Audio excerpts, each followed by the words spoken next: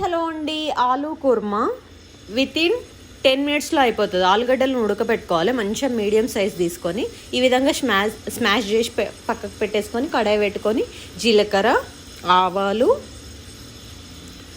శనగపప్పు, మంచిగా పోపు దినుసులు, పచ్చిమిర్చి, ఎండుమిర్చి వేసుకొని మంచిగా ఫ్రై చేసుకోండి. కరివేపాకు కూడా, అల్లం ఎల్లిగడ్డ, పసుపు వేసుకొని మంచిగా ఒక 1 మినిట్ గోల్డెన్ కలర్ వచ్చేంత వరకు ఫ్రై చేసుకొని ఈ స్మాష్ చేసుకున్న ఆలూను వేసేసుకోండి. మొత్తం వేసేసుకొని మంచిగా స్మాష్ నూనెలో మంచిగా ఫ్రై చేసుకోండి సిమ్లో పెట్టుకొని. ఇది పూరీలకు, చపాతీలకు, పులిహోరలకు, పెరుగన్నంలకు దేంట్లోకైనా మస్తు ఉంటుందండి. చాలా బాగుంటుంది.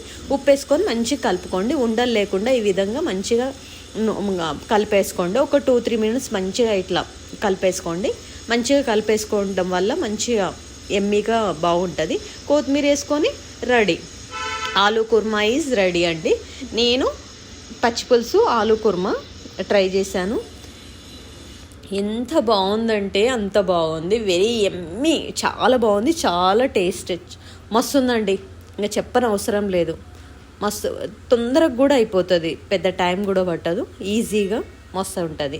అన్నిటిలోకి, అన్ని డిషెస్లోకి మస్తు ఉంటుందండి ఆలు కుర్మా అయితే. చాలా బాగుంది.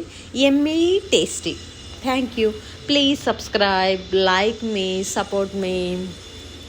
కామెంట్ ఎలా ఉందో కూడా కామెంట్ చేయండి. టేస్ట్ మీరు చేసుకోండి.